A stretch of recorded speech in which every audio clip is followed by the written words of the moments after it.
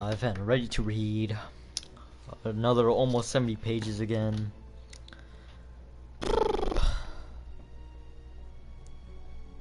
We'll wait till people run through.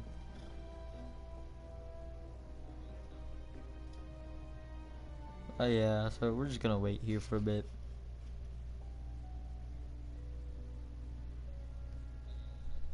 I save this like someone's watching. XD. Oh shoot, 3 people. Damn. I mean, woo. Yeah. All right.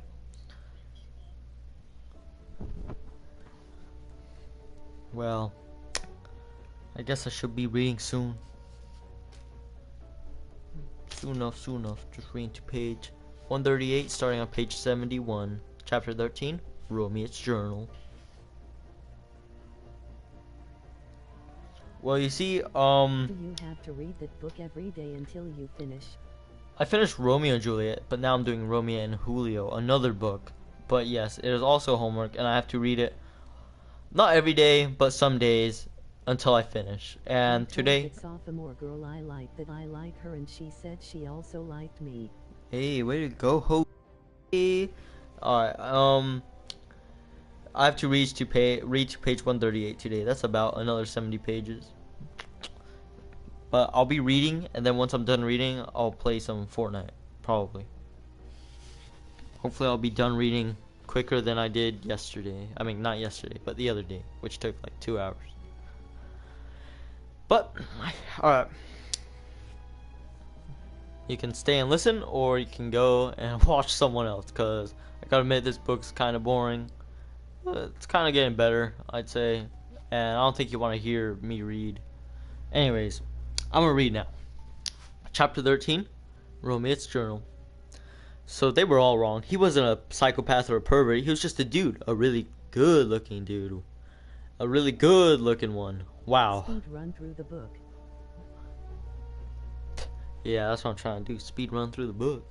Anyways, he was just one really good-looking one. Wow, who needs somebody to be a friend? Today, I had lunch with Julio. Destiny and I have the same lunch bell, so we usually see each other at lunch. But she was absent today with a cold, so I headed to the lunchroom alone. I just wasn't prepared for what happened. When I first saw him, I sucked in my breath and forgot to exhale. He looks so much better than any of the boys around here. He has really dreamy eyes, but of course, who notices such things? I've never really paid much attention to what boys look like, but Julio was different. He was funny and friendly and so easy to talk to, so easy to look at. He was standing there, up on top of the table, dressed in a jeans jacket and a Texas Rangers t-shirt, holding a bottle of hot sauce in one hand and a red rose in the other. He seemed to know exactly who I was because he jumped off the table just as I approached and bowed low and handed me the rose. He said he brought the rose because the hot sauce was too great of a treasure he couldn't give it up. We talked about school. He hates it, at least here. Cold weather, he hates it. Snow, he hates it. And Texas, he loves it. We hit it off so good, we talked so much and laughed so hard that we forgot to eat lunch. The bell rang and we both looked up and realized that we hadn't taken one bite of our food, and lunch was already over. We laughed and promised to meet again for lunch tomorrow. I can't wait to talk to him again. He's not like any guy I've ever met. He's witty and wise, and oh my goodness, he's cute too. I've got to get my homework done in a hurry. We've got one session scheduled on the computer at 9 tonight. I can't believe this. I can't wait. What is happening to me? I gotta call Destiny. That's chapter 13. That was about a page and a half long. I'm on chapter 14 now. Phone call. Is this a short chapter? It's two and a half pages long. Alright, phone call. Just as Romy picked up the phone to call Destiny, it rang. Hey Destiny, Romy greeted her. I was just getting ready to call you. Well, Romy, you know I've been working on developing my psychic abilities with you. It's easy. Something happened today. Tell me. Romy was never really sure if Destiny was just lucky or she did have some extrasensory abilities. How did you know? She asked in amazement.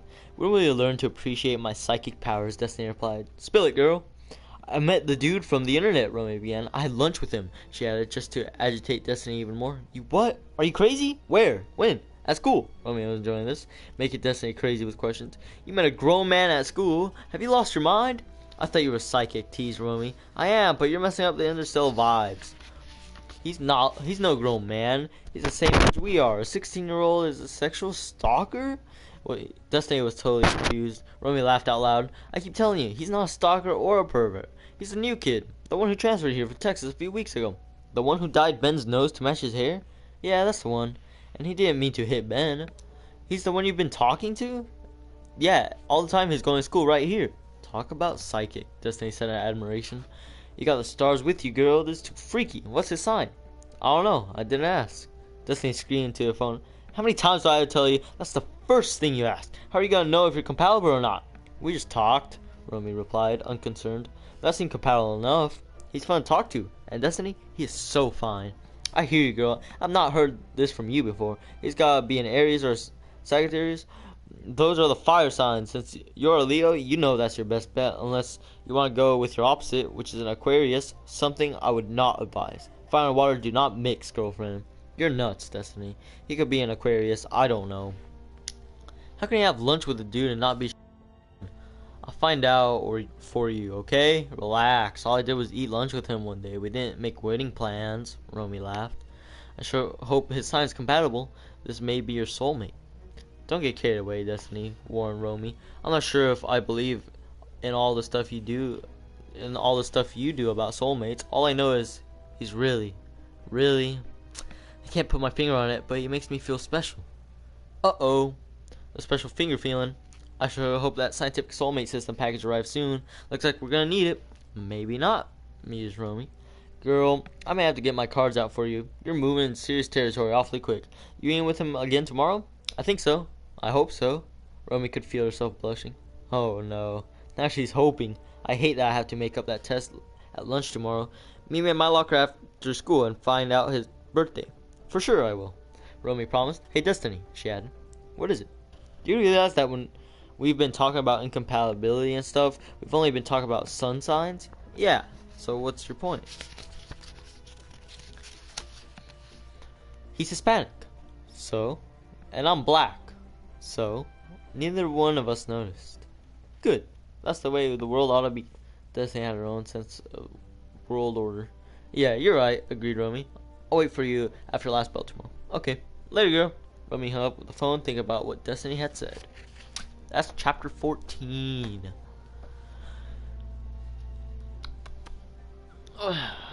Alright. Chapter Julio and Ben. I gotta read up to chapter, let's see.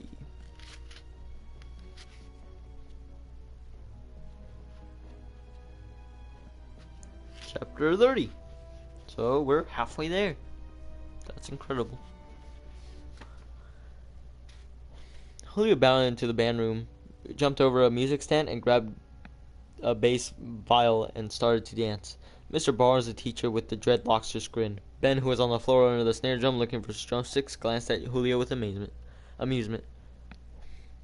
So, who put ants in your pants and made you want to dance, Senor Julio? Ben asked as he slid from under the drum. His hair was bright orange today. Hey, Ben, my orange-haired amigo! Today I had lunch with a girl that at my old school I never would have even noticed. But yes, I have had to notice. I would have had to notice her. She's so pretty. She's brown, golden, crispy, like I sound like I'm describing fried chicken. That's not fair at all. Who's this foxy babe? Her name is Romiette Capel. She's the prettiest girl I ever met. That orange sweater made her brown skin and hazel eyes seem to glow. Or maybe it was her smile. When she smiled, she was like sunshine or something. Yeah, I know Romy. She's cool. But I've never seen her shine like that. Sounds like you're the one who's glowing. Why is this coming out all wrong? I can't find the words to describe how I feel. I feel stupid and silly. The rest of the class straggled into the room and the bell rang. Everybody ignored it, however, including the teacher who was helping students get to the instrument tuned or tightened. Julio took out his saxophone and rubbed a soft cloth over it lovingly. He wasn't thinking about music, though. His mind was at lunch. Ben added, I've known Romiette since 7th grade. She's a class act. Smart, pretty, and proud. Julio mused. You know what, Ben? Your hand her a rose. I didn't care who saw me or what they thought. I would have tap danced on the table in a bowl of mashed potatoes if she asked me to. You got it bad, Julio. Dancing mashed potatoes. All I know is she's the funniest, smartest, prettiest girl I've ever talked to. She made me laugh with her descriptions of her father on TV and his unbelievable news pattern. I've got to watch the 6 o'clock news tonight. Oh yeah, good old Nanette. The whole town watches the news just to watch her mess up. And Romiette seemed really interested in about my old school and all my lies about Texas. You lied? I'm proud of you, Julio. You're such a quick learner. Nah, man. We talk about stupid stuff like teachers and homeworks. We talked as if we'd known each other forever. She likes music and sports and books. Does this perfect woman have any fault? One weakness. She can't swim, but that's okay. I can teach her. Listen to me. I'm thinking about teaching a girl I just met how to swim. This is something really new for you, I guess. Oh, see, she's not like any other girl I've met before. She's got class, a style, and kind of a spark. The girls back home just didn't have it. She makes me feel comfortable and relaxed and natural. We're going to talk tonight at 9 online after we do our homework. I can't believe this. For the first time since I moved here, I feel alive. I'm glad for you, man. Go for it.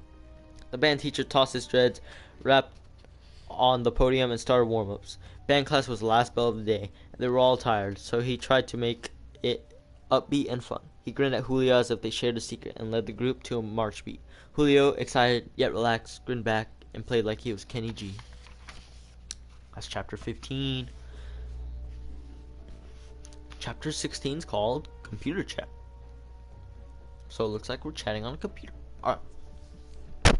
Dear Romiette, meeting you and talking to you was the high point of my day. You can make a cold day sizzle and a gray afternoon burn bright red. I know that you know everybody at that school and that you're really popular.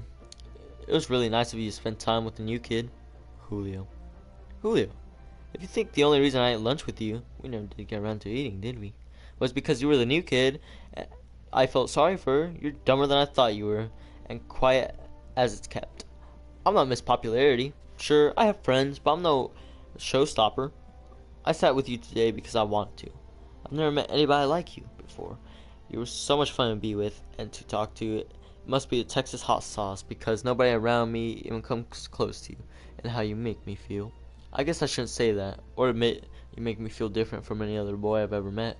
But I don't feel up being shy and playing those boy-girl games. Or maybe it's because we're not exactly face-to-face and I can write what I'm feeling easier than I can say it. Romiette, I know exactly what you mean. All day I've been thinking of you. I feel like I've known you forever and I want to know you forever more. When I'm old and wrinkled and 80, I want to be able to talk to you. Does that sound stupid? I'm not afraid to tell you that I like you. Tomorrow when I see you, I have a surprise for you. I love surprises. Just no hot sauce, okay? And call me Romy. What a nice nickname. No hot sauce. I guarantee you'll like the surprise. Tell me, if you could win $1 million lottery, what would you do? I wouldn't do anything stupid like buy 1,000,000 new outfits. I know that. Maybe just 1,000. Seriously, I don't know. I'm pretty happy with my life as it is. My friends and family, the sunshine, and my golden retrievers. Our dog just had puppies a few weeks ago. Want one? I'm like you. There's lots more than I think is important besides money. Puppies for one. I would love to have a golden retriever puppy if my mom will let me. I'll ask, but I'm sure she will. She knew how much I hated leaving my dog behind, but she was a German Shepherd, and she was old. So I left her at my grandpa's ranch, where she had lots of kids to play with and lots of space. I hope you can have one of the puppies. Now you answer this one for me. If you had to die by fire or by water, which would you choose? If I had to die, I don't plan to anytime soon, I guess I'd choose to die in water. Fire hurts. Water's cool and soothing, and at least it will comfort you before you get swallowed up in it. Why do you ask? No real reason. I think you can learn a lot about a person by their answer. Me, I'm scared of water, so I guess I choose fire. But you're right. Fire hurts. Maybe I'll just die in bed while I'm 99. Hey, when's your birthday? March 3rd. Why? My friend Destiny's into astrology. March 3rd, that makes you a Pisces, right? Does that mean anything? Destiny will know. She won't even look at a boy unless he's the right sign. So what sign are you? I'm a Leo. Bright, sunny, cheerful, also regal and dominating. If you want to know the rest. Lions are my favorite pets. I can handle it. See you tomorrow. Gotta go. Bye. Peace out. Bye for now. And that concludes chapter 16. We're on chapter 17 now. Conversation. This is page 84. I got about 50 more pages. I'm doing good. I'm doing good. Yeah. Alright. Conversation. Computer smiled for the first time since he's moved from Texas. He looked around the small room with contentment. His room back in Corpus Christi was huge with a large window that he liked to open at night to let in fresh evening breezes. This room barely had space enough to turn around, but his bed and desk and other furniture fit neatly into each corner. The walls were freshly painted but bare, so Julio dragged one of the unopened boxes out of the closet on which his mother had neatly written Julio's room. He opened it slowly, trying not to remember the feeling of loss and anger that it felt when he packed away the life he knew. Rolled on the top were his posters. The first one he tacked on the wall next to his bed was a purple-toned photo of Louis Armstrong playing his trumpet. He always liked that poster because it seemed Julio that Louis Armstrong really enjoyed playing his horn. That he was happy just to be making music. The other poster was a sailboat on a lake. The sky was bright with sunshine and promise. The boat dipped with confidence on the deep blue lake. And the sailor, a small figure on the deck, grinned with confidence, the same small satisfaction and peace. Near the bottom of the box were other items that Julio no longer needed but refused to give up, yet reminded of his childhood. A baseball card of Hank Aaron, probably not worth much since it had been ripped and taped together. That fight with Diego when they were 7 was not over the card, but over the bubblegum inside. It was much later that they realized the value of the card, but it was too late. His rock collection. His 5th grade teacher had made the class collect one of each kind of rock or stone. Julio had searched for weeks, finally finding just about all of them. Igneous rock, sandstone, granite. He loved the cool smoothness of them, their quiet strength. Everybody else had tossed or lost their rock collection. Julio kept them in a small plastic box. He knew the name of each one. His books. The one he read for a book report last year in school that he would hate, but ended up loving. His book on music. A book he had read from cover to cover several times about television and filmmaking. A dictionary, a computer manual. He set a computer manual. He set those on his desk. His video games. He hadn't set the machine up yet because he had no TV in his room here. Back home, he had never been upset when Mother sent him to his room because he had a TV, a stereo, a video game player, and a phone. She finally figured it out after she sent him to a backyard to cut the grass or clean the gutters when she wanted to punish him. He had unpacked his CDs on the first day. He couldn't live without music, but in the box there were tapes he had like a couple of years ago. He got those out and tossed them in the desk drawer. A small stuffed lion. He plumped it up and looked it over. He had won it tossing baseballs at the state fair last year. It looked at him with a silly grin. He could never explain why he had kept it, but now he was glad. Romiette would love it. Just then his father knocked on his door. "Hi, Papa. Where's Mom?" She went to the grocery store. "How's school today?" Luis Montague was a tall man with broad shoulders, huge mustache, and slightly graying hair. He had served in Vietnam for a year, then finished college and started the insurance business. He looked at his son with pride. Julio one day looked just like his father, but he carried his mother's spark and sensibility. Julio would choose to fight when confronted with a problem, where his father would try to talk his way out of it. Luis admired that, but he often feared his son's leaps would lead him into trouble. "It was better, Papa. Much better." Julio couldn't tell his father why. "At least not yet." "Good. Are your classes difficult?" Luis asked with interest. "Not really. I like band." Luis grinned. "Of that I have no doubt. But what about the academics?" "No sweat, Papa. I'll be able to handle it. It's just hard coming here in the middle of the school year." "I know, Julio. I understand how rough it is. Are you making any friends?" "Well, I met a really nice girl." "Girl? Now that's a good sign things might be looking up. Is she pretty?"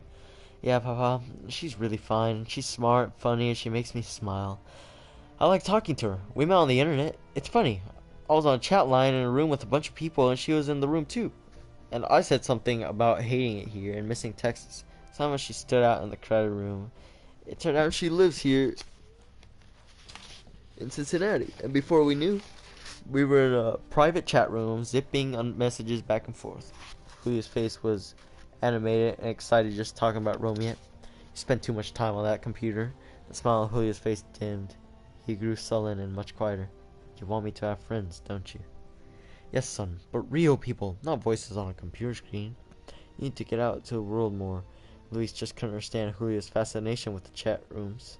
Computers were for calculations or file gathering, for work. Chat rooms were a waste of time, as far as Luis could tell.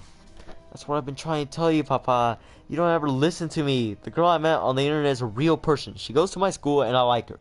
Is that real enough for you? I'm sorry, Julio. I'm glad you found someone to take away the loneliness. Papa, she's got golden retriever puppies. She's giving them away. Do you think maybe, since I had to leave King? Ask your mother. Our place here is so small with this... Our place is here so small. What's this girl's name? You brighten up when you speak of her. She must have made quite an impression in such a short time. Yeah, she did.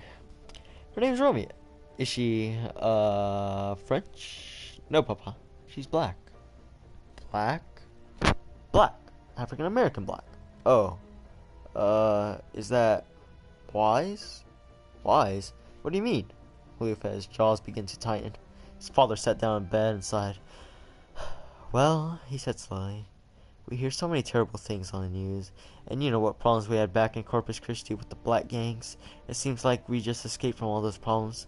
And now the first person you hook up with is some black kid.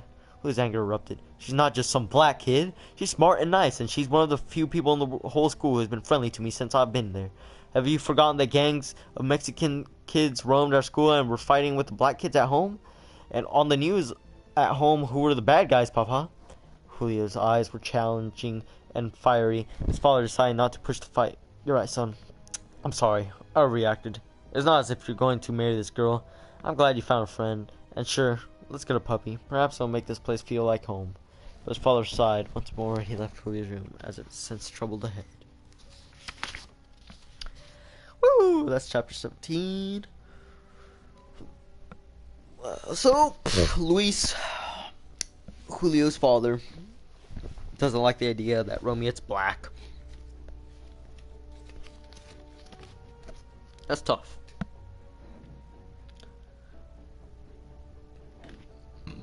That's real tough. Okay, well, chapter 18, Romiette's journal. I met Julio at lunch yesterday again. He wasn't standing on the table this time. He was there before I was. He grinned and looked really glad to see me. Suddenly, I felt shy. I wondered if my hair was smooth, or my breath was smelly, or my shirt was wrinkled. But as soon as we started talking, I forgot all of that. His voice soft. His voice has a soft lilt to it that makes me feel comfortable and safe. He told me all about his home in Texas, his grandfather's ranch, and his friends there. I found myself wondering if he had a girl back in Texas. Surely someone as good looking as Julio would have a girlfriend, but he never mentioned it, and I didn't have the nerve to ask. I wondered why I even care. He's just a guy at school, but he's so much more than that. I look forward to seeing him, talking to him, being with him. I think about him when we're not together and wonder what he's doing. This is not like me, and I don't even mind. All through my morning classes, I found myself thinking about that stupid surprise he talked about. When I got to lunch, I found on the table a small stuffed lion. It was furry and soft, the color of caramel pudding. I looked at him hesitantly and smiled. For you, he said simply. Keep it close to you, and think of me when you touch it. He looked suddenly embarrassed and pretended to be fixing the bright orange bow around the neck of the little lion. I'd never been given a gift that was so thoughtful and wonderful. I felt all shy and embarrassed again, like my thoughts were naked. I love it, I said quietly, hugging the little lion close to me. I'm going to call him Pudding, he said. Keep it in your book bag, and when you reach in to get a notebook or lunch money, or a peppermint, I'll be there with you. How do you manage to make such a stupid piece of golden fuzz seem like a 1,000,000-carat diamond? I wanted to give him something then. Something to show I was interested, but not too personal. I dug down my book bag and came up with my little gold keychain. It had my initials, RRC, engraved on it. I got it for my birthday last year. I wanted him to have it. I told him as I gave it to him. Hang on to this until I get some car keys, okay? He rubbed it shiny with the tail of his t-shirt, hooked it on the loop of his jeans, and said he'd be glad to be the keeper of my keys. Somehow, he made that sound sexy. We sat there grinning at each other, ignoring the rest of the cafeteria, the rest of the school, the rest of the world. Then trouble started. Halfway through lunch, Rashad and Terrell two dudes who hang out with the gang. We threw lunch or Shad and Terrell. Two dudes who hang out with the gangbangers. Well, I remember both of them from kindergarten. They used to be silly and sweet, but they scare me now. It's like they're angry all the time. They walk around the halls with matching purple jackets and frowns. They never do homework, but even the teachers seem a little scared. Don't bother them about it. I'm not sure if they're in the gang because nobody comes out and says so, especially to somebody like me. But they all hang out together on the corner by the bus stop after school. They take kids' bus money and sometimes even push kids around to knock them down. Anyway, they stopped at our table and just stared at us. They didn't say anything. They just looked. Julio glanced at them and started to say something, but changed his mind and decided to ignore them. They left after a few minutes, but they looked real hard at me, as if to give me some unspoken message. They left chill behind them. The silly, friendly mood of our lunch conversation had been ruined. We finished quickly and promised to write tonight on email. Neither one of us said much. It's hard to know what to be afraid of when you don't even know what the threat is. That's chapter 18. Chapter 19. I got 11 more chapters to go. Page 93. I got 40 more pages to read. That's good. That's good. Julio and Ben. The final bell rang and band equipment was put away, and Julio and Ben headed out to catch their bus. Julio stopped to his locker to get his and Ben, hair buttercup yellow today, put his history book away. Don't you ever do homework, Ben? Julio asked us. Frick. Julio asked as he tossed his book into his bag.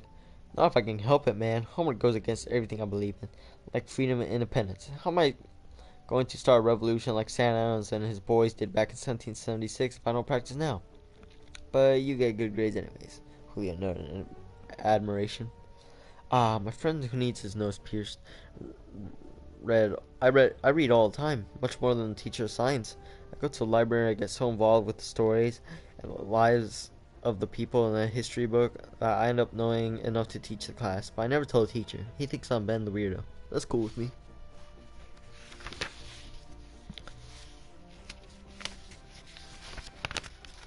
I can't turn the page. Okay. Got enough body piercing for both of us. Is that a new one on your eyebrow? Yeah, I was bored. It drives my mother crazy. You know, I'll probably end up being the corporate lawyer she wants me to be, but I'm gonna have fun on the journey. Like the safety pins in your ears? Why buy jewelry? I believe in self-expression. For real, I bet little old ladies on bus stop get up and move when they see you coming. Yeah, I love it. Here I come. Leather jacket, dog collar on my neck, blue or pink green hair, all my visible body parts pierced. I sit down next to one of them and look real slowly at her. Then I grin, showing lots of teeth. Why do you do that, man? Julio asked, laughing. Why not? Life's a trip. Enjoy the ride. So speaking of tripping, I was dining with Miss Dynamite today, mi amigo. Julio grinned at the thought of Romiette, then frowned as he remembered the rest. Lunch today with Romy was great, at least at first. We laughed and rattled on together like we've known each other for years. We talked about her mom's shop and dad's TV show. The Nanette Norris is a real trip. Yeah, I saw it last night. She kept stumbling over her words, maintenance, and metropolitan. It would have been so funny if it weren't so embarrassing. Old Nanette is my kind of girl. Pretty and stupid. Julio admitted. It looks like Romy's dad tries real hard to keep straight face in those little sections just before the commercials to make small talk on the air. You could see he's straining to act like he likes her. It must be rough. Ben and Julio walked down on the corner past the little store where kids bought chips, sodas, and illegal cigarettes. The weather was cold, but the sun was shining, letting them know spring would show up sooner or later. They had missed the early bus, so they knew they had at least 20-minute wait. They stood in silence for a few minutes. Ben's corn-bright hair blowing the chilly breeze. Ben said finally, "So, tell me, did you give Romy the line?" Julio laughed. Yeah, I was scared at first, but I think she liked my little surprise. And even though it was just a small stuffed lion, she treated it like it was a gift from a king. Ben bowed down, mock reverence, and announced, "All hail King Julio." Julio punched his arm, chuckling. "Cut that out, Ben." "Sire, tell me, did the Princess Romeo honor you with a gift as well? Or have you changed your initials to RRC and decided to advertise on the Lupe Regines?" He wouldn't stop bowing. Other students on the bus stop smiled, but they were used to Ben's antics. Yeah, she gave him the keychain. He admitted, aw, how sweet. He was still bowing. Only now he looked more like a penguin than the subject of a king. I wasn't sure if I should take it at first, Julio began. Why? Ben finally stood straight up. You think too much, man. But it seemed like she really wanted me to have it, so I thanked her and hooked it to my own keychain. The one with the Texas Rangers logo on it. Good man. Wise choice. So a perfect day? Not exactly. The family's still in the house. This ain't good, Julio. You tell me. Me and Romy were just finishing the last of our cafeteria chocolate milk, which is probably the only thing that can't mess up. And these two dudes came up to our table and stopped. I looked up to say something, thinking they were friends of Romiette's, but they didn't smile, and they had on purple. What did you do? There was nothing to do. They just stared at me. I don't think they liked me talking to her. They didn't say anything. They just looked at me, looked at her, and walked away. What are you gonna do? Wait and see, and watch my back for now. What does Romy think? I don't know. I thought I'd had escaped that stuff. She looked as scared as I was. I think she knew them, but they weren't friends of hers. Why should anybody care who I have lunch with? Romy is the only girl in the whole school who's been friendly to me, and now we're threatened because of it. What did she say? We didn't talk after. We didn't talk about it after they left. We both left the cafeteria in a hurry. We promised to write each other an email, but I wonder what she thinks about all this. I wonder if this will spoil something that hasn't even had a chance to start yet. And I wonder if she's as scared as I am. Don't let the Purple Panther sweat you, man. Maybe they're showing off. I don't think so. They'll be back. I'm sure of it. Just chill and ignore them. You coming to jazz band tryouts next week? You're pretty good on the saxophone. And you're not bad on the drums, Julio returned. Percussion is my life, howled Ben as he pounded on his book bag like a drum. I just love to make noise. Do you play other instruments? Julio asked. The bus finally could be seen in the distance, lumbering slowly toward them. Ben shrugged. Clarinet, vibes, bongos. I'm a drummer in a rock band on weekends. What can I say? I'm a musician extraordinaire, Senor Julio. You play anything else beside that sax? I can play the mandolin, Julio admitted. Sheepish. Not much use for that marching band. For real? You got one? Yeah, I bought it with me from Texas. That's fat. How good are you? Whenever you have an opening in your rock band for an extra mandolin player, I'm your man, Ben. Actually, I'm pretty good. I played a little on weekends in a small Tejano band, Corpus Christi. I miss all that stuff. It must be rough when it's so far from home. I've lived here all my life. Maybe that's why I try to liven things up around here. Everything's the same, especially in the winter. Kinda. Gray. You got it. So I wear yellow and safety pins and nobody knows. All I want to do is make music. You're okay, Ben. I'll bring my mandolin one day and show you how to play it. Don't worry about me. That's the kind of thing that melts a girl's socks off. Somebody like Romiette would think, oh, it was so romantic. You make good sense even if you do have a ring in your nose. It only hurts when I sneeze. Or when somebody knocks it off your face. Don't remind me. Here's my bus. Catch you tomorrow. Later, man. Here's my bus pulling up in the rear. Chapter 20. At the Bounty. Page 99. I gotta read. Page 99. I gotta read 4 pages.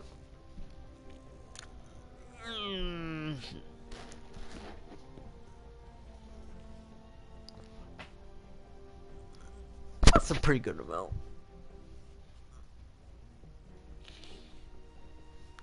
No, not 49. What the frick? I gotta read to page 138, right? 138.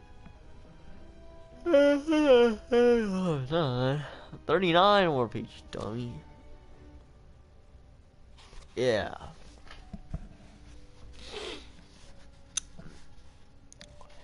At the boutique. Romiette sometimes complained to her friends, but she loved working at her mother's store.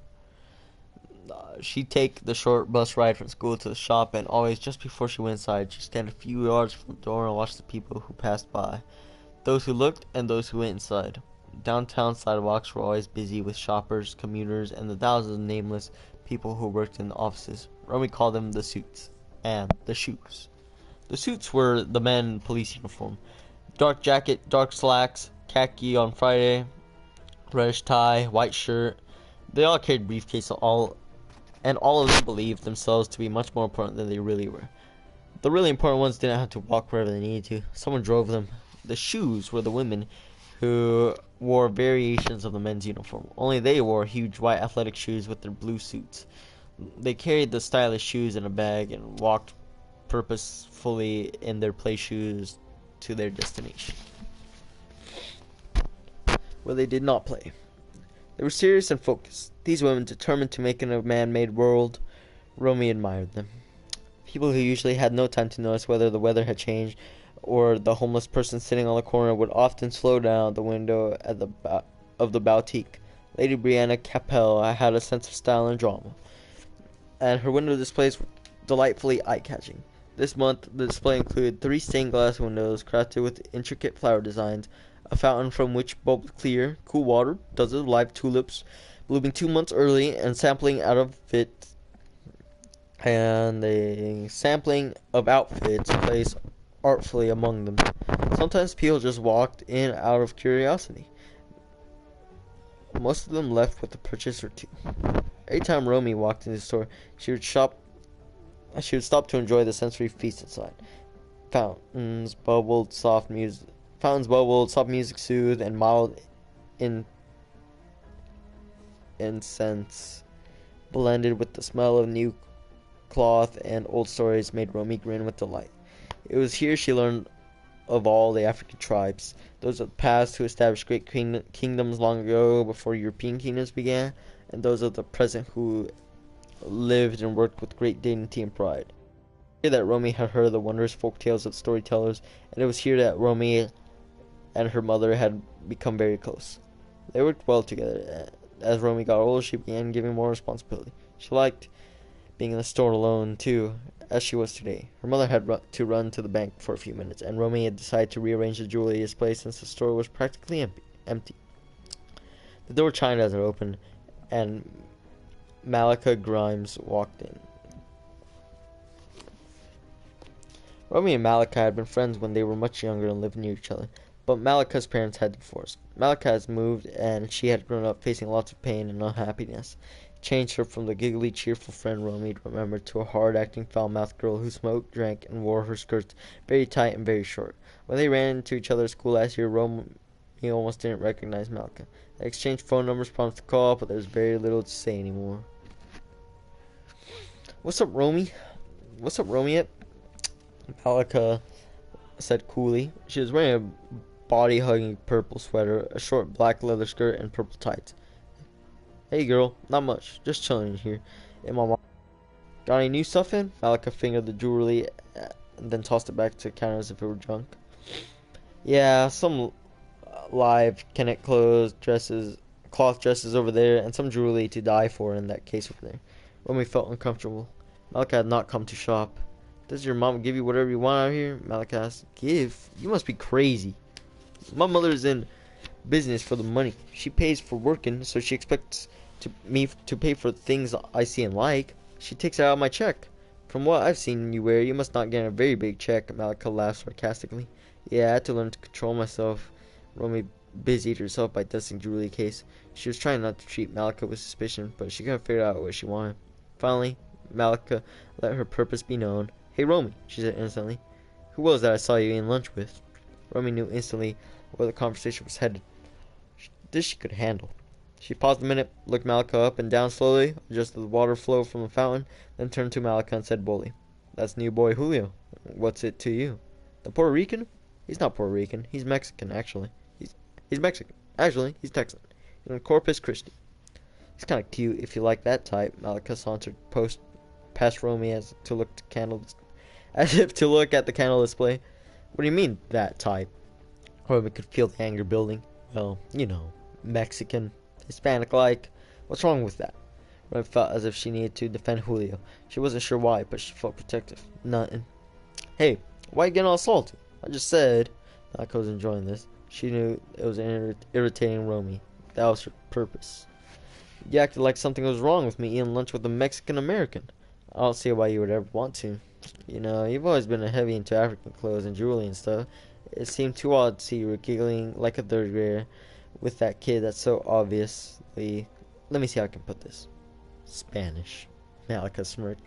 I was not giggling. He's funny and clever and makes me laugh. What's it to you anyways? Ain't nothing to me. Some other folks now, they might give a care. Do what you want. Can't even have a conversation with you no more. Catch you later. Peace. At that, Malika sauntered out of the store. Romy stood there shaking and angry. Peace? Doesn't look like it. I wonder what that was all about. Something's going on here. That was chapter 20. Page 104. I got 34 more pages. I'm like super close. Chapter 21. Phone call. Romy lounged on her bed and waited for the phone to ring. She finished her homework, taken her shower, talked to Destiny twice, and now just before sleep took over, she knew that Julio would call. She picked it up on the second ring. No use letting him think I'm desperate, she thought. Hola, Romy. Julio's voice melted her socks, but she wasn't going to let him know, at least not yet. What's up, Julio? You dealing with that purple warning we got today? So what was all that about? I could tell you know those thick-looking dudes, but they didn't seem like they wanted to sit down and share a Coke and a smile. Romy sighed. Julio, we got gangbangers like everyone else. They just never bothered me before. I know. I could smell gangbangers. I could smell gangbangers from a distance, and those dudes were stinking with the power and threat. They've been hassling me, but you've got nothing to do with that. Hassling you? Why? Because they can. At my old school, it got so bad that they walked into a hall and would run inside the nearest classroom. Teachers too. One teacher, Mr. Cordero, tried to stand up to them last year. He insisted they take off the colors in his class, and he refused to run the other way when they walked the hall, as they called it. He would look them straight in the eye and tell them he was not afraid of them. He died in a car accident one weekend. His brakes failed, so they say. No one could prove anything, but the gangbangers walked the halls with more freedom after that. The principal, a timid little man, wrote letters and sent memos, but he would lock his office doors when it was time for gang walk. Oh, Julio, that's scary. Did you have a lot of gangs? We had some. There was an all-girl gang who called themselves the Sisterhood. Really, just a bunch of little wannabes who wanted to be bad and wanted to be noticed and wanted to be seen with the dudes in the main gangs. The big gangs had organized crime connections from New York. I know because gangs seemed to show up all of a sudden. We had about 5 kids enroll at the school, hard-looking dudes, didn't look like 11th graders. They spent a lot of time hanging with the fringe kids. You know, the kids who come late or skip school or hang out in the corners after midnight. Before we knew it, there were meetings and colors and handshakes, and all of a sudden, those kids had money and drugs and clothes and power. I guess it's the best way to say it. Those 5 transfer kids dropped out, just left. Our school was rough before, but it changed. Instead of fist fights, kids got cut with knives. I knew a lot of kids who had guns in their book bags. Guns in their book bags? But I guess I shouldn't be surprised. I know the same kinds of kids. I bet they all look the same. Not much nerve, no real friends. Scary. Like on the news. You got racial gangs? Or mixed? Like in the West Side Story? Yeah, I remember West Side Story. Our English teacher showed it to us last year when we read Romeo and Juliet. That was a good movie. I remember one gang was Americans, mostly white kids, but I think they threw a couple black kids in there to make it look good. The other gang was Puerto Rican kids. Their leader was played by an actor who was Greek. So much for Hollywood. Reality is a lot scarier. You got that right, Romy. You got that right. Romy, did you notice that our names are almost like the ones in the play? Only backwards. Do you think that means something? Are we destined for doom or romance? Or is it just weird? Romy grinned, glad that Romy had noticed too. Yeah, I recognize our names. It's impossible not to. I think it's an awesome coincidence. Who knows what it means for us? I guess time will tell. Or maybe fate. Who knows? The kids in that story both ended up dead, didn't they? From gang wars, sort of. It was families, not gangs. In Shakespeare, it was families, not gangs in Shakespeare. Scary enough and close enough to give me chills, though. We had two rival gangs at my old school, the Ramones and the all Mexican American kids. They hated anything that wasn't deep roasted and Spanish stuff. The other gang was all black kids. They called themselves the Black Daddies, and they were the ones that just appeared overnight, it seems. The Ramones got together when it looked like the Black Daddies were taking over the school. So when they had gang walks in the halls, the Daddies would take the third floor and the Ramones would take the second floor. Only kids that the gang approved were safe, and no one really knew if they were on the safe list or not. Both gangs would recruit guys to fight and with them. The girls liked the gangbangers because they always seemed to have money and cars and expensive clothes. What they called wars would start on Friday and continue throughout the weekend. On Monday, the winner would walk the first floor as a sign of dominance for the week. It was a strange system, but we understood it, and it worked. Until Mr. Cordero, he tried to change things, and he died. Everyone was afraid. No one was learning, no one was teaching, kids were getting hurt, so we left. Do you think my family is chicken? No way, Julio. I can't believe it was that bad. I hope it doesn't get like that here. So far, we only have this one gang. You're either in it or not. Most kids don't fool with the gang kids, but those who do are mean and scary. And it seems like they only think with one giant demented brain cell instead of having any independent thoughts at all. The dudes who stopped by at our lunch table were all in the gang. They call themselves the family, or the devil dogs. All the kids in it are African American. They all wear purple every day, and they carry heavy dog chains in their pockets. They don't do homework, and they don't do clubs or activities or any normal stuff kids do in school. They spend a lot of their time thinking up ways to intimidate other kids, like me and you today. It's much easier to give up your table in the cafeteria than get punched and have your food pushed on the floor. I know a girl who got jumped in front of the bus stop last week. She had made a mistake of breaking up with the devil dog. She was out of school for a week healing up. Romy, why do you think they were threatening us? Me, I can understand. Why you? They're black. You're black. Makes no sense to me. Well, the only thing I can think of is they don't like it because you're not black. They don't know me very well, but they know my mom is big into African culture, and I work at her store. But there's no way I'm gonna let them tell me who I can talk to or eat lunch with. No way. You know, now that I think about it, this girl came into shop today talking about you and me and why we were eating together. I thought it was a little weird, but she was wearing purple, and I think I've seen her hanging around Taro and his boys. So, what do you do? So what do we do if they come back, Romy? There's no way I'll let them threaten you or hurt you. You'd protect me, Julio? With my life. Wow. Nobody's ever told me that before. But maybe we're jumping the gun. All we had was a couple of idiots stare at us at lunch. Nobody's talking about death threats. I'll see you tomorrow at lunch. Good night, Romy. Good night, Julio. Bring the hot sauce. We may need it. Romy hung up the phone and abused about the days of it. It was great that Julio seemed to really like her. But why the hassle from gangbangers? Didn't they have more important battles to fight? She fell asleep, fretting about the possibilities of the future. That was chapter 21. Page 110. We got 27 pages to go.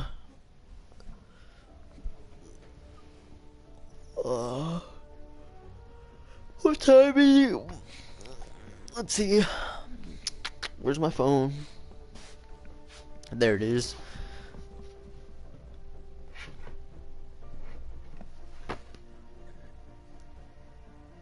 It is 5:29. Alright, that's good. Alright. 5:29, not bad, not bad. Alright. Chapter is short. So are all the others that we're about to read for the next 28 pages. Ben and Julio had just changed for gym class. Julio liked gym. He had a strong upper body, plus he was a fast runner. The girls in the class noticed his muscular arms around his first day of class. The guys were learning he could get the ball where it needed to be. Today they were playing volleyball. Lots of noise, wax, and an amazing amount of excitement over getting a small white ball back and forth over net. Hey, my man Julio, give me a lunch report. It's better than soap opera or talk show, Ben called as he ran across the gym to toss the volleyball into a basketball hoop. You're crazy, Ben. You can't even make a basket with a volleyball, said Julio, laughing. Watch how it's done. The ball swooshed smoothly into the net, just as the teacher blew the whistle to choose teams. Julio and Ben sat at a bench near the back of the gym. They let the young kids play first, since they're not much of a challenge playing ninth graders. They played in a few minutes when the juniors and seniors took the floor. So tell me, dude, what's up with you and Romy? Julio smiled as he retied his gym shoe. Romy and I met for lunch again. She looked good. She had on this African dress with a matching scarf. She said it came from Kenya, and her mom's shop looked like some kind of queen or something. A queen chomping on french fries. And now we have crowned her queen. You got it bad, Julio. What do you talk about? The crown diamonds? No, stupid. We talk about puppies and how I'd get to her house to pick one out. Ever been to her house? No, of course not. The thought of going to her house makes me jumpy. I've been to a lot of girls' his family has money. I know she lives in a nice part of town, out beyond London woods. Yep, and Romy's house has a huge backyard with trees and walkways even. I've been there a couple times. It's really fat. She said she had deer in her yard in the morning. Cool. The volleyball was so far out of bounds that it landed on Julio's feet. He laughed and tossed it back to the ninth grader with ease. Toss it the other direction, kid, he called out. You get more points for your team that way. The boy grinned and returned to his game. So, where do you live, Julio? In a dungeon? Ben asked, while he lay flat on the gym floor. Almost, answered Julio. Our little place is dull, gray apartment box on the other end of London woods. Lots of people, more concrete than greenery, and more pigeons than deer. We only live a few miles apart, but what a difference a few miles of woods can make. So are you going to do sit-ups or what? I'm inventing a new exercise. It's called laydowns. You don't have to move at all. You're nuts, Julio chuckled. Don't let where Romy lives intimidate you, Ben continued. Go for it. He turned to his side then. Must exercise all parts of the body, he said with great seriousness. So, got through the meal with no hassle this time? I wish. Near the end of lunch, just before the bell rang, the devil dogs came back. There were 5 of them this time, all dressed in purple hoods, silently standing at our table and staring. Ben sat up. The leaders of the family. What'd they say? They didn't say anything. I guess they figured the silence was loud enough. What did you? I already planned what we'd do.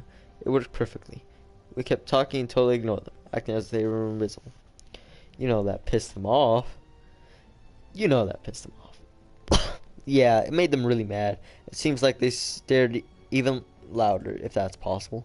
Was that it? Ben seemed disappointed. No, wait till you hear. Julio replied with a mix of excitement and mystery in his voice.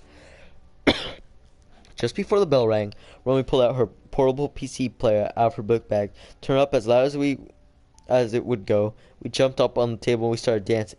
You didn't. I love it. Ben rolled on the floor with delight. Everybody, continued Julio, of course, turned to see what we were up to, including Mr. Prince, who had our way from across the cafeteria. The bell rang just at the moment as we got our stuff, grabbed hands, and ran from the cafeteria. We were laughing so hard. Wow, that was the first time I touched her. It was like bright green electricity. You held hands? Gee, take him back to kindergarten. Your nose is starting to look normal. Want me to redecorate it again? Nah, man, save it for the family, Ben declared, touching his nose ring carefully. So, what happened to the devil dogs? A friend of Romy's told her that devil dogs were left standing by our table, looking stupid, and by the time Mr. Prince had whirled over there, they had dispersed. Mr. Prince never really knew who had the nerve to dance on the lunch table. We got away clean.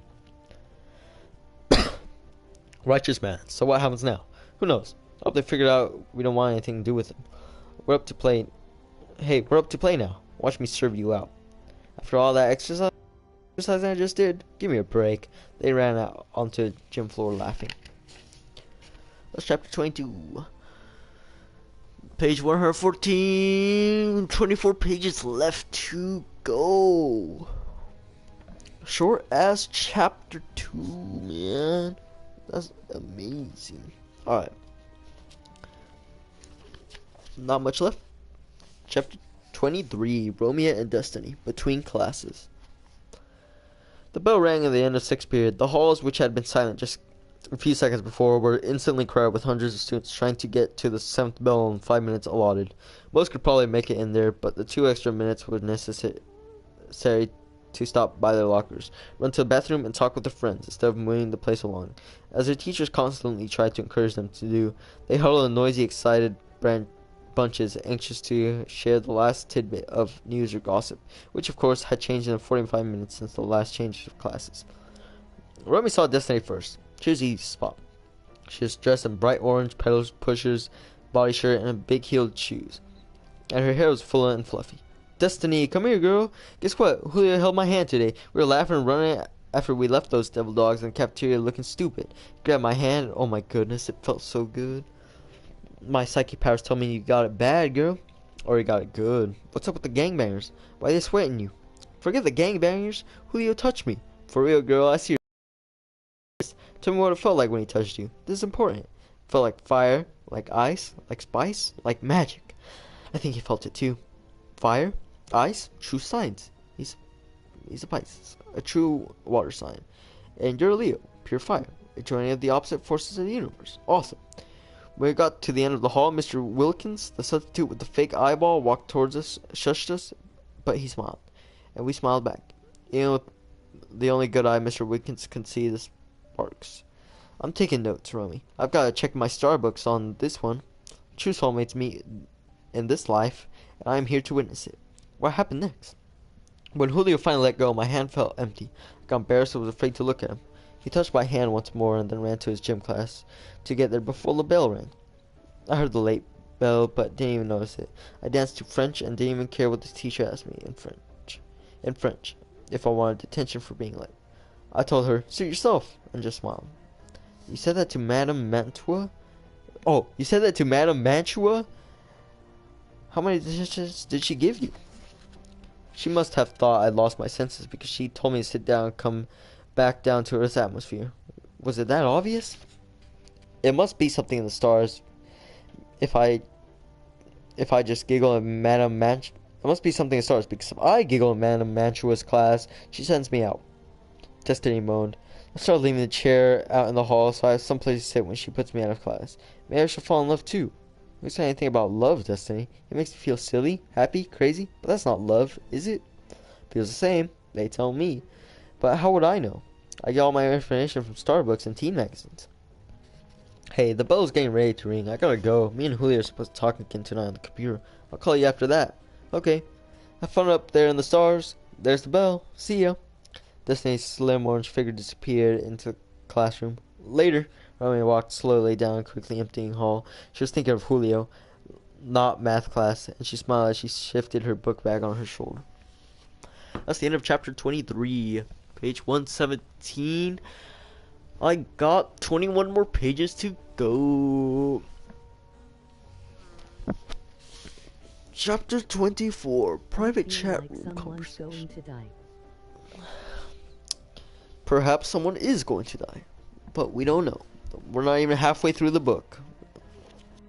Doesn't look like it. There's 300 some pages, and we're on page 117. We're not halfway through, but who knows? Chapter 24. After that I got 6 chapters, 21 more pages. Well, Romiette, do you think those devil dogs will come after us now that we made them look stupid in front of the whole cafeteria? I'm not scared of them, but you never know how the peanut minds of people like that operate. Yeah, I think they'll try something. They have to in order to look good in front of the others. We'd better be careful, or at least plan something just as outrageous for the next time they try to stare us down. Were you scared? Me? Yeah, no. I can prepare with the extra weapons. Jello cubes in my back pocket. Yeah, right. Jello kills. Oh, yeah, right. Jello kills. I forgot. Oh, I almost forgot. The puppies are old enough to go. Are you coming on Sunday? Yes, about 3 o'clock. What will your mother say about me? You know I'm a little scared about meeting your folks. Even though there's no reason for you to feel funny, I think I know what you mean. Parents of a girl look at every dude that comes over as somebody who will take their little darling away. My dad's going to have it really rough when I finally leave home. He and I are very close, and he still calls me his little angel and lets me do almost anything. Mama is strict. She always says no way when I ask her to go on ski trips or overnights with my friends. So I use my best little girl voice and plead to my dad. He usually tells Mama, "Aw, lady, let the girl go. She works hard in school and makes good grades. and never cause any trouble, I let her go. Mommy usually gives in, and I smile sweetly to my dad. She knows what I'm doing. She's been using it on Daddy herself for years. The funny part is that things that he talks to Mama into letting me do, the things involving boys or potential dangerous situation, like an overnight in a ski lodge with sleepy chaperones. He doesn't want me to grow up, but he lets me do these pretty grown-up places. He lets me go to these pretty grown-up places. I guess he trusts me. I can tell you that you're crazy about your dad, and your mom sounds cool too. My parents are a little tighter. They're very strict on me, and they expect me to do well. So I do. I see kids all around yelling at their parents, talking back, and coming in late and stuff. I wouldn't even know how to do that. I guess I'm pretty lame. Oh, you don't sound lame. I get tired of hard-headed, big-headed boys who think they're so bad they can't even take time to be nice to their mama. I like the way you talk about your folks with respect. But don't you ever just want to run singing into the moonlight and do exactly as you want to do? Skydive naked from a plane, eat ice cream for breakfast and broccoli for dessert? I like your attitude. Yeah, I guess I've thought about doing that kind of stuff. I like to swim across the Nueces River at the widest crossing in thunderstorms at midnight. How's that? You're getting there. Do you have clothes on for the swim? Are you carrying anything? No, I'm naked as a newborn rat. And I'm carrying a backpack. No, 2 backpacks. And they're full of medical supplies, which I must deliver on the lives of children of Mexico will be lost. And it's cold, at least 50 below zero. Now you're talking. I think I'll be in that warm little yacht next to you. That one with the motor and heated cabin, fully stocked kitchen and a coat, sipping cocoa, watching you swim. You make me do all that, and you sit sipping hot chocolate while I freeze my naked buns. It's your fantasy. I'm having fun watching it. You're silly. It's so much fun to talk to you. Want to hear another fantasy? It's a little scary. I'm ready. I imagine 2 16-year-olds, a little different on the outside, but sharing something on the inside, on a bench. I imagine them touching each other in the moonlight on that beach. Inside on a beach. I imagine them touching each other on moonlight on that beach. It wouldn't matter if it were a thunderstorm or a hurricane or 50 below zero. It wouldn't matter because they wouldn't notice. They'd only see each other. He would whisper soft phrases of Spanish love songs to her ear, and she would tremble in his arms because even without knowing the words, she'd know the meaning. She could feel the tenderness of his lips on hers, and the world would stop for those few moments while they stood there in the shadows of the night. Wow, Julio, you have a way with words. I had that same fantasy many nights while trying to get to sleep. I imagined that young man, the girl standing on the beach, on a mountain in a crowded room, no longer alone, but together. I have imagined the feel of his lips on mine. I have imagined how safe it would feel in his arms. I don't understand it. I don't want to, but I know it's real and powerful and wonderful. I'm not sure what to do with these feelings. I've never felt like this before, but I want to be with him. Romiette, you are my dream. Julio, my dreams are sometimes terrifying. I will protect you. For my dreams? Maybe I'll be there for you in your dreams. I have to go. My mother wants me to use the computer. My mother wants to use the computer. I'll talk to you tomorrow. Call me. Better yet, write me. I love the way you say things. Good night. Good night, Romiette. Sweet dreams. That's the end of chapter 24. On chapter 25, page 122. We got 16 pages left. 5 chapters left.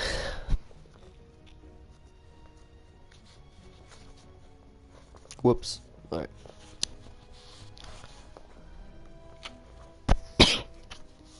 Romiette washed her face, quickly slipped on her pajamas. She couldn't stop smiling. She hurried to bed and snuggled her covers onto the cool, soft sheets. She plumped 2 pillows behind her head and hugged one in front of her. She reached up, turned off the light, and said quick thank you to the darkness and let herself think of Julio. How could someone she only known for a short time completely fill her thoughts? He was clever and kind and smart and oh so good looking. His eyes sparkled with grin and infectious, and his voice was... She drifted to sleep, smiling, thinking of Julio, his voice echoing in her dreams. They were running, fearful, in a place she had never seen. She was hot and sweating, but the air was cold. The sky was black and green with slices of bright yellow. Was that rain or blood? She was pelting her, soaking her. She was crying. He held her hand tightly, never letting it go. She could test his fear and his heart beating. He was afraid of her. For them. Why? She couldn't remember. She thought the storm... She couldn't see through the storm. She smelled the water then. Deep, evil, powerful. The water was her only hope, her only chance. She screamed, jumped, and screamed again. was all silence as the water thundered in her ears, forced itself down her throat, and burned her way into her nose, her lungs, her brain. This water was fierce and deadly, not cool. Gentle waves of hot, choking liquid flames, sucking the breath of life from her. She struggled, searching for air and land, or something to hold on to, but there was only the water, pulling her into the depths. She couldn't breathe, she couldn't swim, she could no longer scream. The water filled her, scared her thoughts, and she drifted slowly into unconsciousness. The fire cooled, the terror ebbed, and the dark shadow of the death embraced her. She drifted then, haze of colors and swirls and black, frightening void. Voices? Could she hear voices? One voice. No, all was silence. No reason to care, to breathe, to live. It was so easy to let the silence swallow her. That voice, it pierced the darkness. It was calling her name, grabbing her thoughts, and making her remember the fear, the pain, cold, clammy water. The water! She gasped. The water grabbed her once more, viciously dragging her to its depths. But that voice, a man's voice, it floated down where she lay, cradled arms of victorious water. The voice called her one last time. It was Julio. Romiette scream pierced the night as she sat straight up in her bed. She was shivering violently as her mother rushed into her room. Her mother sat on the bed and cuddled Romy as she had when she was a child. She rocked her and whispered, "Romy, baby, what's wrong?" Romy shivered from cold as she felt wet, clammy, and she gulped huge breaths of the night air. "I don't know, Mama. I don't know, Mama. I had a terrible dream." It felt good to be in her mother's arms once again. Romy slowly relaxed and started to breathe normally. Her mother stroked her back. "Shh. It's okay now. Let's turn on. Breathe easy now. That's better. Do you remember it all?" Romy knew every single detail, but she told her mother, "No, it's all a blur. Someone was chasing me and I fell. I don't remember anything else." Somehow she couldn't tell her mother the truth. Not yet. "Do you want me staying here with you?" This time she told the truth. "Yes, Mama. Just for a little while." Romy smiled and snuggled back into her covers. Her mother smiled and curled next to her daughter. She stayed until Romy slowly drifted back to sleep. The dream did not return that night. That's chapter 25. We're in chapter 26 at Destiny's house, page 125. That leaves us with 13 pages left.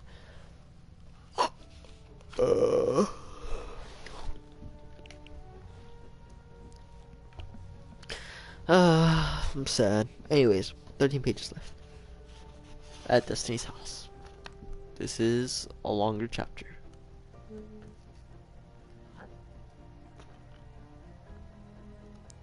So are all the others. Alright. Destiny and Romy were sitting on the waterbed. They're supposed to be doing homework, but they had to complete all the essentials first. Fix their hair, pick out their outfits for the next day, and do each other's nails. Romy, still shaking and unsettled from the dream of the night before, as Destiny asked,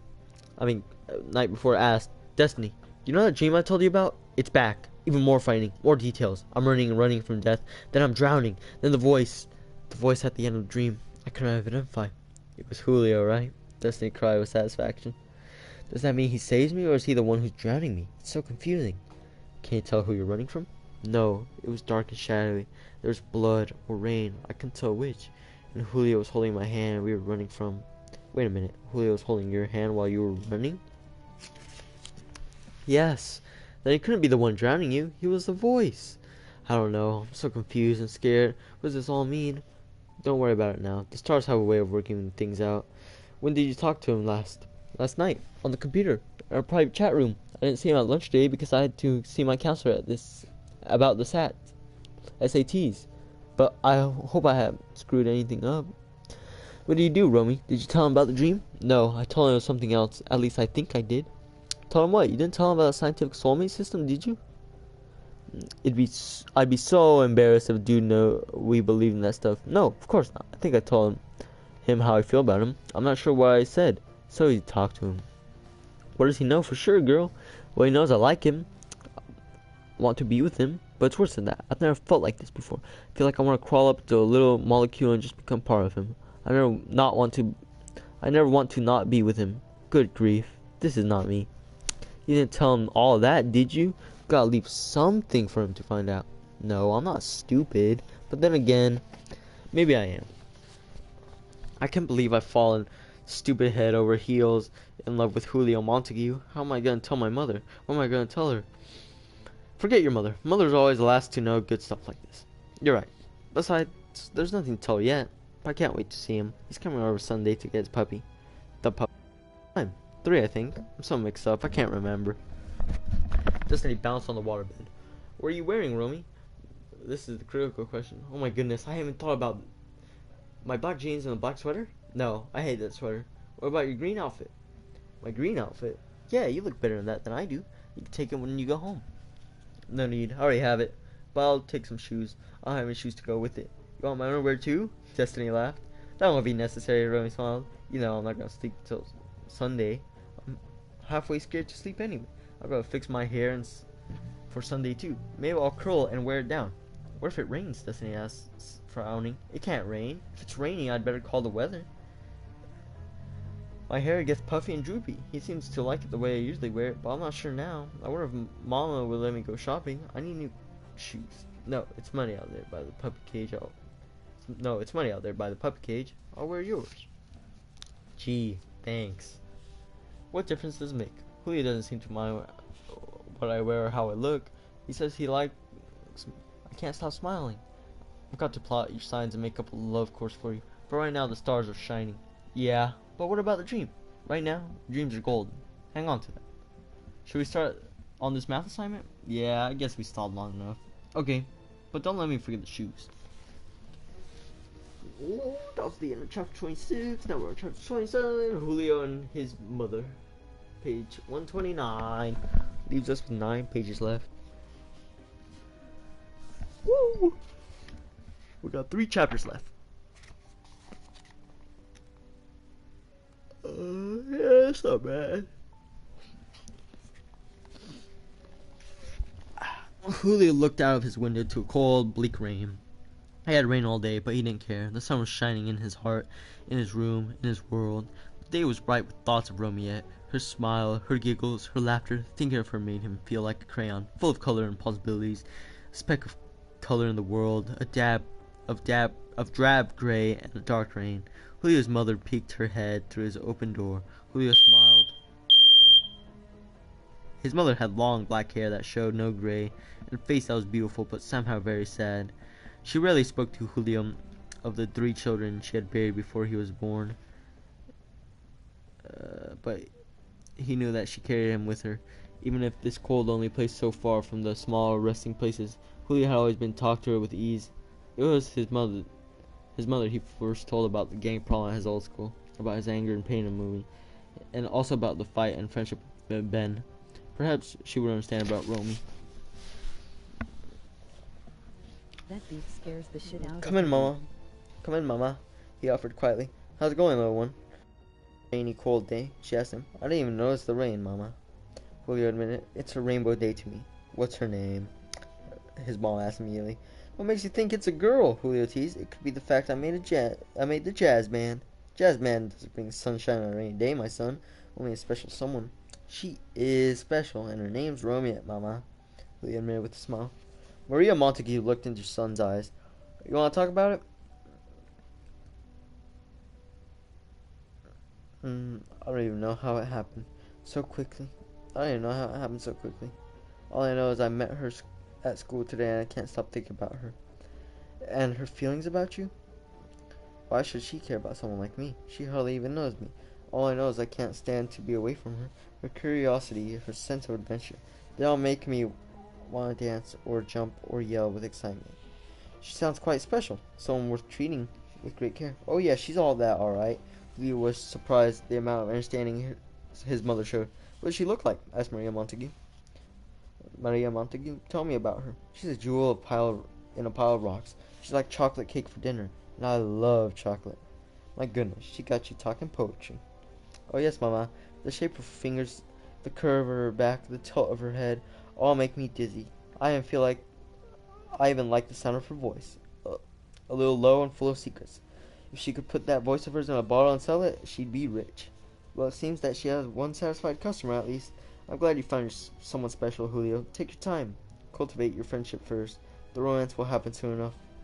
I'm working on the friendship part, Mama. She's the girl I'm getting the puppy from. I'm so glad you said we could have one. I'm going to her house Sunday. I'll get it. I wonder if her parents will be there and what they'll think of me. Maybe they won't like me. Of course they'll like you. What's not to like? But you're my mother. You have to like me, Julio grinned. And sometimes that's not easy, she smiled back. Go to her house, by yourself, and don't worry so much. You see something golden in this girl, and then her parents must have done a pretty good job of raising her. So they must be pretty special as well. You're sort of smart, Mama. I remember the feeling of young love. You feel as if you found your dream, and you can't stop smiling. Julio smiled. Got that right. Chapter 28, Conversation. Ben and Julio. On page 132. We got 6 pages left. This one's 2 pages long. Alright. We're so close. Julio stood in the main hall of the school, waiting for the bell to ring to start the day. It seemed like years since the first day he had rearranged Ben's face and found a friend. The halls were still as dark as the building just as ugly, but many students who had been strangers were now acquaintances, whose names he remembered. Some he became friends. What's up, Julio? Or, hey, Julio, greet him. He found a place to toss his book bag and wait for the rush to the first bell. Romy wasn't there yet, but Ben's arrival was always a surprise. Today his hair was parted in the middle. One half glowed pink, bright pink, the other shimmered in iridescent silver. Kids cheered in approval of Ben, took his bow as Ben took his bows. Julio shook his head and grinned. What's up, Julio? My main drop of tequila in this concrete seashore we call home. You're home, man, resorted Julio. I'm just living here till I can get back to mandolins and mariachi music. Hey, I don't see you buying no plane ticket. Looks like you're spending lots of time with Romiette. She seems to be making your sojourn here rather pleasant. Yeah, man, she's hot sauce from mashed potatoes. Chocolate for your cornflakes. Pretty poetic for a dude with two-toned hair. Pink and silver hair is what poetry is all about. Expression, creativity. Besides, orange is old. That was yesterday. Gotta stay fresh, my man.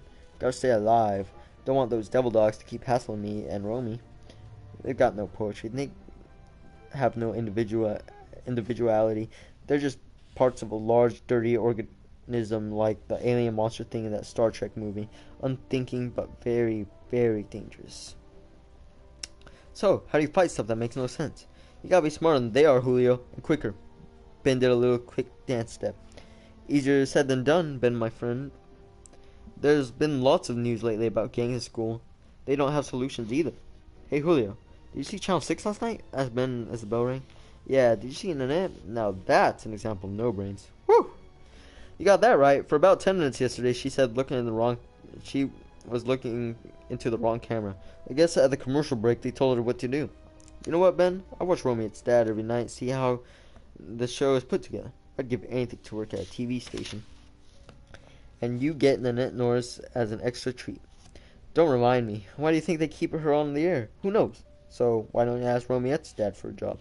Job? I've never even met him. I'd be scared to death just being in the same room with him. So, let Romy ask him. Nah, maybe by summer I'll get enough nerve. Or I'll go down an intern job on my own. I don't believe in people asking for favors. There's the warning bell. I think I'll go to class on time today and give a teacher a heart attack. Ben jogged down the hall around the corner. Later, Julio. Call out. Julio grinned and went to his own class. Hall conversation. Just before lunch. Last chapter I have to read. 4 pages. Actually 3. Oh, chapter 29. Romiette was in a hurry. She hadn't seen Julio all day. She'd missed him earlier that morning in the front hall and hadn't run to him between classes on the way she usually did. Teachers talked extra long, or someone asked her a question, and her timing had been off all day. Just as she got to the lunchroom steps, Malika stopped her. Can I speak to you, Romiette? Looks like you're already doing that, Romiette replied with a grimace. What you been up to, girl? I don't see you much at lunch anymore, Malika challenged. I usually eat with Julio, Malika. Guess the whole school knows by now. Romy wanted to rush by Malika and up the step. It was better to act unconcerned. Malika knew she was interfering with Romy's plans. She spoke slowly with purpose. You got that right. You know, you got the devil dogs on edge. Why should they care who I eat with? It's a pride thing, a turf thing. You know how it is. No, I guess I don't. I'm minding my own business, eating my own lunch, and talking to my friend. Why should they care? And you sound like you're on their side. Romy was getting impatient. I'm not on nobody's side. I just figured I'd warn you that they don't like what you're doing. They wouldn't like it if you were in with a white boy either. That's just the way they see things. How do you know so much about how they see things? You talking to Terrell? Yeah, me and Mr. T. That's his gang's name. We're pretty tight. You know how that is. I really shouldn't be talking to you, but since we're friends, or used to be, I figured I'd let you know they're watching you. You still didn't tell me what they plan to do. I don't really know. I just know that you better stay away from places you might be caught alone, like bathrooms and stuff. Romy was incredulous. She gasped in surprise. I can't believe this. Are you for real?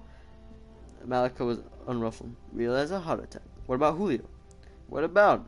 Is he in any danger? If he don't learn the rules, he might have to be taught a lesson. What rules? Who made up the rules? How can he follow laws when he doesn't even know what they are? The devil dogs don't want to hurt you because you're one of the sisters on the list. You always dressed like a sister and hung with the sister, so there's no problem. But you're about to get cut off the list, and that's danger. The list? You're talking crazy. Romy was angry, irritated, and very late for lunch now. Trying to get some basic stuff into your black head, and never forget, it is black, Malika reminded Romy. If you get cut off the list, you got no protection. I didn't ask for any protection from some gang. I don't want it or need it. Romy was so angry she wanted to cry, but she refused to give Malika the satisfaction. Suit yourself. That Mexican ain't got no chance. What do you ever do to you, or anybody, or to anybody black? Romy asked in disbelief. Nothing. We just don't want no foreigners around here mixing up with the sisters. He's not foreign. He was born in this country just like you were. Doesn't matter. We don't want him here. Treat him just like the whites treat us. Don't you think that's a little stupid? Romy asked to appeal Malika's sense of reason. I don't make the rules. I just pass on the information. Gang rules. Gang laws. Things change. Sure have changed, Malika, Romy said angrily. You used to think for yourself. Now I got Mr. T to think for me. Take care of me like... I like that better. You really like Terrell? Yeah, he's got it together. He makes me feel strong and safe. Look, can't you see? That's how Julio makes me feel. You should have picked somebody black. I didn't pick him. It just happened. You don't pick who you fall for. You just fall. And when you pick yourself up, he's part of your life. Can't you understand that? Look, I've said too much. Be careful. Something's going down. And soon. The devil dogs have to make a statement. Make a show in school. There's too many white kids for them to try anything. But your Mexican is the perfect target. It's nothing personal. Peace. Bye. At that, Malika disappeared until lunchtime. Crowd. Romy stood there for a minute, musing on what Malika had told her. Peace, she said out loud. Nothing personal? What are we gonna do? She ran up the stairs to find Julio. And that concludes what I have to... I know. The beep scares the shit out of me too, man. But it's our batteries, so like, it's gonna beep randomly. Sometimes it beeps while I'm asleep, and it's terrifying. It probably beeps when I'm not here. The first thing that I heard when I entered was a beep.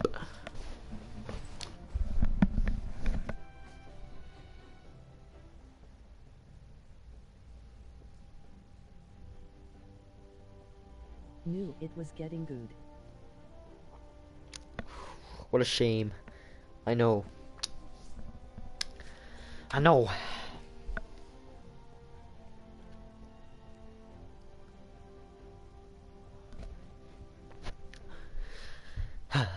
It is how it is, though. Almost an hour, 30 minutes of reading. Can you believe that?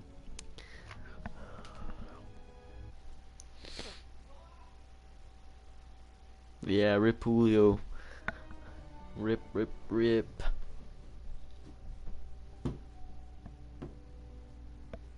He about to get ganged. Gang banged by the devil dogs.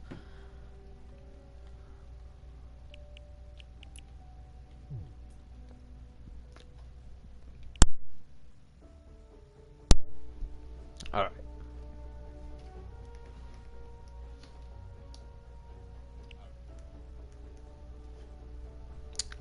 Let's see. What to do.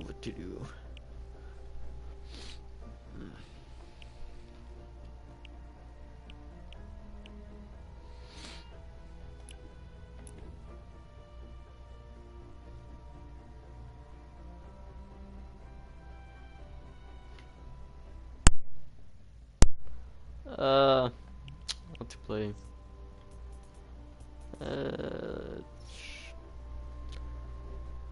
Um.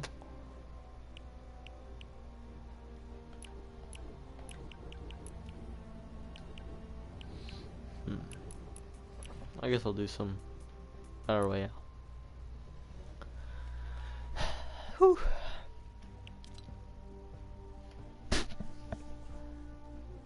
I might as well just end the stream here after. Maybe I'll play some matches. Cause I mean, I read. That's all I had to do. I read for content.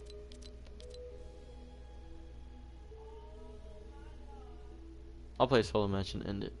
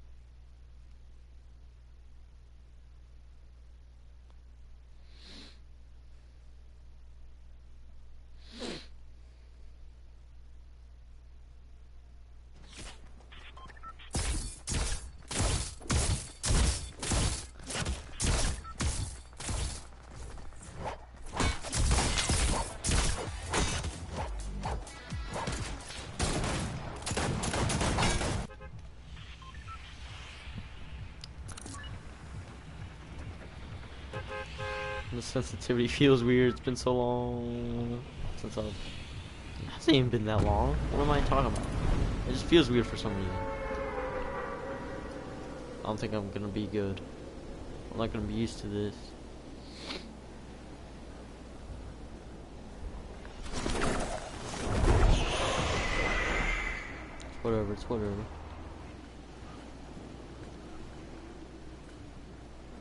All three of them are going clock tower? Jeez. No thank you.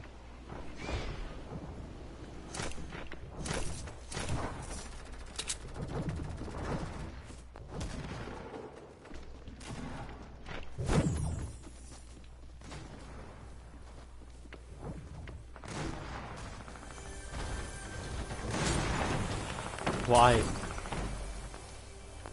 Why is this literally impossible?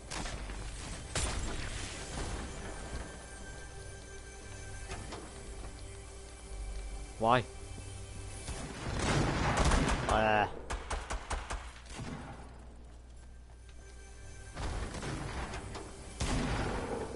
Why? Why make this impossible?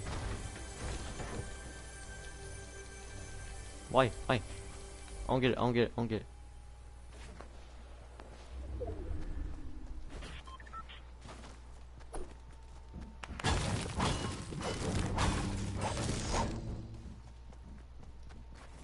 Doesn't look like it should be, but it is.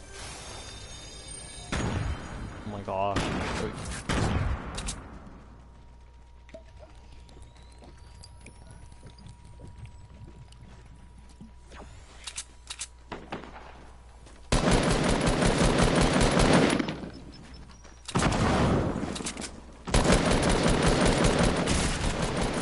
Bruh. Okay, just steal my kill. Fuck. Okay.